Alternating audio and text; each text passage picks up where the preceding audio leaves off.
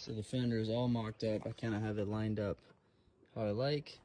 And then for the fasteners, I'm going to be using these riv nuts where you just put them in and then you use a little gun to kind of squash the base of it, and it's threaded, so you can thread the fastener in there.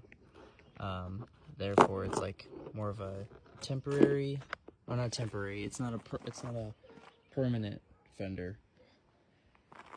And then I'll be using these Clecos, which, if you don't know what these are kind of temporary fasteners where you can stick these in the hole as you drill them, just so that no matter what, all your holes line up. So fast forward just a little bit, I have started to mark the holes about every 10 inches, so 3, 4, 5. This one was just like right in the center. But then I get down to the bottom part and the vents are in the way, so I think I'm gonna have to like kind of slot them so that they'll be able to fit, like cut the stock fender so that it will go all the way back down to the bottom. But I am not sure. And then I have the 2 more down there. But yeah, I'm gonna figure out what to do about that. So these have all been drilled and the Clecos are holding it in. I messed up the first one. I just used way too big of a drill. I'm still gonna have to upsize it to fit the riv nut, but I started off with the small ones. Now it's just like holding it down. And then once I take this off, I'm gonna have to cut this out, I think, but like keep that line so I can still put some rivets down there.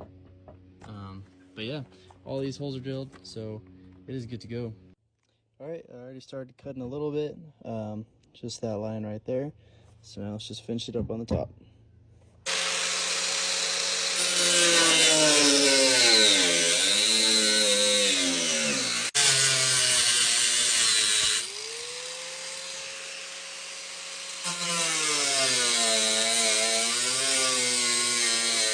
So I just got the section cut out for the vents.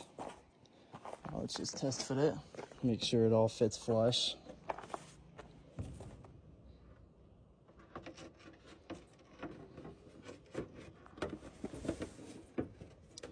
Gonna have to cut a little bit more just for that bottom piece, but it's getting better. So I just stepped up this hole about like 1 or 2 sizes. So now it fits in there pretty good. So now I just gotta do those for all the other holes. Now that all of them are drilled out, let's install the riv nuts. All right, so now it is time for the rivets. So this is the little rivet gun I have.